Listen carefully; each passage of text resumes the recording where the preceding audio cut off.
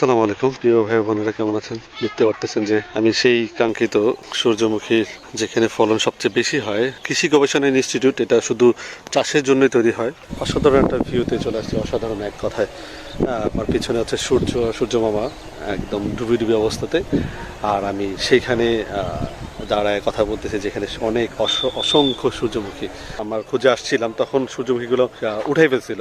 দুপুরে খাওয়া দাওয়ার পরে আমি রওনা দিয়ে দিলাম ভিডিও করার জন্য, আপনাদের দেখানোর জন্য। এই যে চলে আসছে। দাঁড়া বলো, এখানে কেমন লাগতেছে? এখানে আসার পরে সেটা বলো।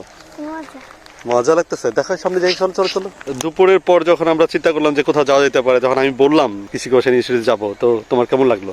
আমার খুবই ভালো লাগলো। মানে সরাসরি এত ফুল দেখি নাই, কিন্তু মানে দেখা খুবই ভালো লাগে। আসার সময় ভাবছি মেন রাস্তা দিয়ে আসলে জ্যাম হবে, কারণ আমরা বেরোইছি 3:30টায়। তো এই জায়গায় সূর্যমুখী যদি সূর্যের সময় এসে না তুলি, তাহলে তো সূর্যমুখীটা হয় না। রাইট, এই সূর্য ডুবে যাচ্ছে অবস্থা, এই সময়টাতে একদম আইসা পৌঁছে গেছি, ভালোটা টাইমে পৌঁছেছি। কিন্তু মানুষজন যতটুকু দেখতেছি হয়তো বা বললো যে শুক্র শনিবার ছাড়া অন্য দিন আসতো, তাহলে অনায়াসে ওনারা ছবি তুলবে। দেখতেই পারতেছেন সারি শরীফ সূর্যমুখী। আসলে এটা দেখলে আপনার মন জুড়ায় যাবে।